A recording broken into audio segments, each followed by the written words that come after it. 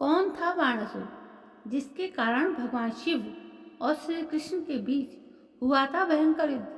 आइए इस कथा को हम विस्तार से जानते हैं। महाभारत का युद्ध समाप्त होने के बाद भगवान श्री कृष्ण परिवार सहित द्वारका रहने लगे। श्री कृष्ण के पुत्र थे प्रद्युम्न और प्रद्युम्न के पुत्र थे अनिरुद्ध, इसलिए अनिरुद्ध को श्री कृष्ण का पौत्र कहा जाता है। प्रद्युम्न की पत्नी का नाम उषा था। श्री कृष्ण और शिवजी के बीच युद्ध की नींव यहीं से तैयार होती है। पौराणिक कथा के अनुसार उषा और अनिरुद्ध एक दूसरे से प्रेम करते थे। उषा शौरिकपुर के राजा बाणासुर की कन्या थी। बाणासुर को शिवजी का वरदान प्राप्त था कि जब भी कोई संकट आएगा तो वो उसकी रक्षा करेंगे। एक दिन उषा ने अनिरुद्ध से मिलने की इच्छा में अनिरुद्ध का अपहरण कर लिया और ओखीमठ, जो वर्तमान समय में केदारनाथ ज्योतिर्लिंग के पास मौजूद था, वहां पर सुरक्षित कर दिया। माना जाता है कि यहीं पर दोनों ने गंधर्व विवाह कर लिया था। बाणासुर को जब दोनों के प्रेम और विवाह की जानकारी हुई तो वो क्रोधित हो उठा और उसने क्रोध में आकर अनिरुद्ध को बंधक बनाकर कारागार में डाल दिया। दूसरी तरफ जैसे ही अनिरुद्ध के बंदी बनाए जाने की सूचना भगवान श्री कृष्ण को हुई तो उन्होंने सेना लेकर तुरंत बाणासुर के राज्य पर आक्रमण कर दिया। श्री कृष्ण की सेना को देखकर बाणासुर के राज्य में हलचल मच गई।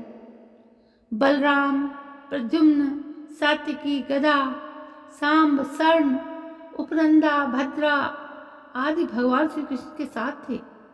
विशाल सेना को देखकर बाणासुर समझ गया कि युद्ध भयंकर होगा, इसलिए उसने भगवान शिव का ध्यान लगाया और रक्षा करने के लिए कहा।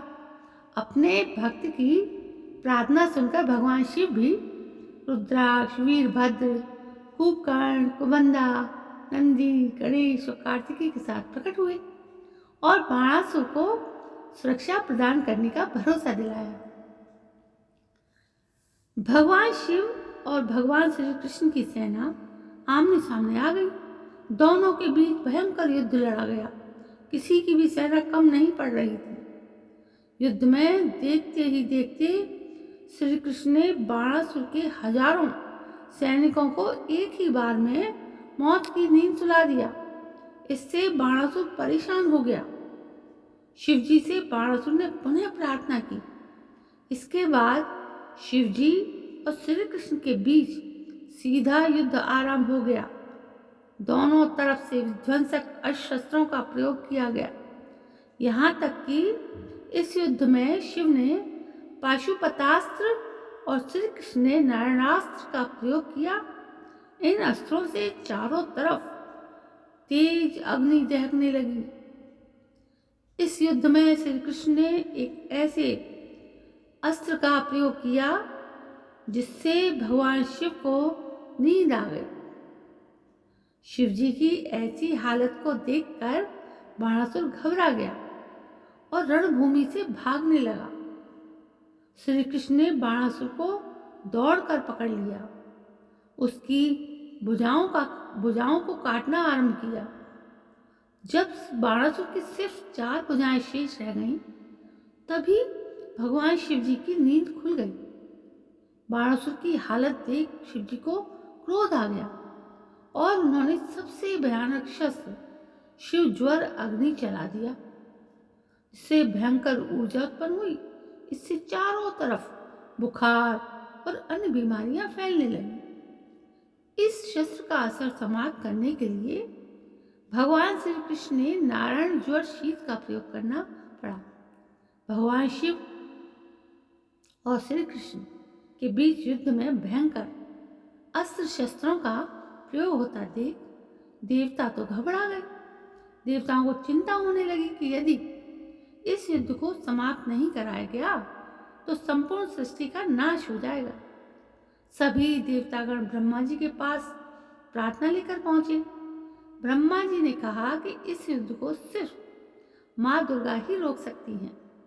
सभी देवता माँ दुर्गा की स्तुति करने लगे। माँ प्रकट हुई और देवताओं को युद्ध समाप्त करने का आश्वासन दिया। माँ दुर्गा ने भगवान शिव और भगवान श्री कृष्ण को शांत किया। इस प्रकार से युद्ध समाप्त हुआ। युद्ध समाप्त होने के बाद बाणासुर ने भगवान शिव और भगवान श्री कृष्ण से क्षमा मांगी। बाणासुर ने कहा उसकी वजह से दोनों के बीच युद्ध हुआ, इसलिए वो आत्मग्लानि से भर गया है। बाद में बाणासुर ने अनिरुद्ध और उषा का विवाह करा दिया। तो दोस्तों, ये थी भगवान श्री कृष्ण और शिव जी की बीच में हुए युद्ध की कहानी, जो इस वीडियो के माध्यम से मैंने आपको सुनाई। आपको ये कहानी कैसी लगी? यदि कहानी पसंद आई हो तो प्लीज़ मेरे चैनल को सब्सक्राइब करना ना भूलें। कल मैं फिर हाजिर होती हूँ एक नई कहानी को लेकर। तब तक के लिए जय हिंद, वंदे मातरम।